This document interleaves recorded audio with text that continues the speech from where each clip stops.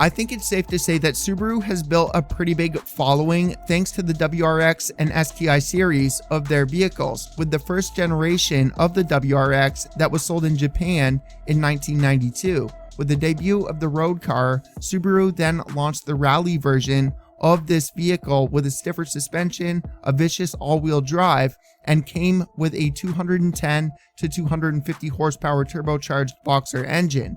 Using a boxer engine, which is lower than the traditional 4-cylinder car, making it have a lower center of gravity, is kind of what made this car so special. The better body weight distribution limited the body roll, and quite frankly, is the reason that it became one of the most loved rally cars out there. Subaru then revealed the iconic 555 Impreza in 1994 in order to compete in the World Rally Championship, which led to the road legal version of the Impreza 555, which was available as the STI model. It had forged pistons, a better intercooler, carbon fiber strut bars, and a ton of drivetrain upgrades.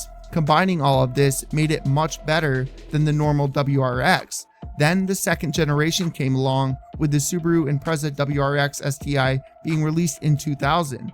That got 2 revisions for its appeal due to complaints. The first change being in mid-2003, nicknamed Blobeye, and then the second and final revision in 2005, which was known as the Hawkeye.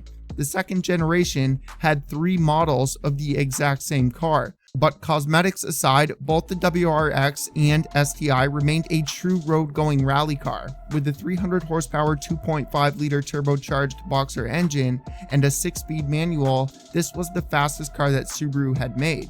Then the third generation came, which was introduced in 2007.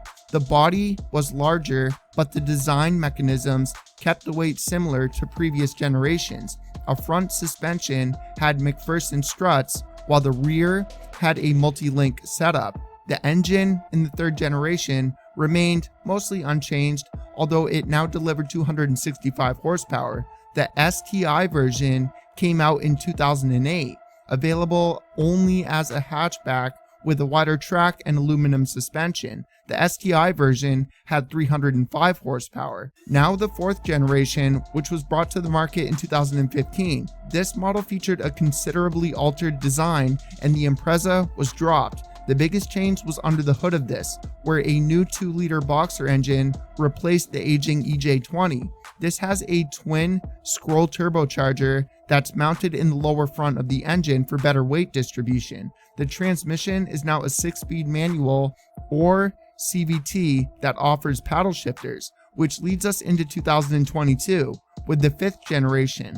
For 2022, the WRX lineup features a new 2.4 liter turbocharged Subaru boxer engine delivering 271 horsepower at 5,600 RPM, a broader torque curve with 258 foot-pounds of torque from 2,000 to 5,200 RPM, and the increased displacement along with the turbocharger equipped with electronically controlled wastegate and air bypass valves improves the responsiveness and acceleration in this car. Which leads us into the 2023 and beyond concepts of this vehicle. You know, Subaru hasn't released another STI 2-door car in a very long time, and the 2-door version of the WRX STI has to be one of the most wanted model of this vehicle. There are tons of people that create concepts of this, which will be on screen for you, but let me know down in the comment section below what you would rather buy. Would you rather have a 4-door sedan WRX STI, or would you rather have a 2-door version of this vehicle? They're both awesome, don't get me wrong, but I do think and agree with the majority of people that are interested in these vehicles that they should kind of go back to what the first generation offered, a 2-door model. But yeah, that's going to bring us to the end of the video. I hope you enjoyed it. Remember to leave a like if you did, subscribe if you haven't already, and I will catch you guys in the next one. Peace.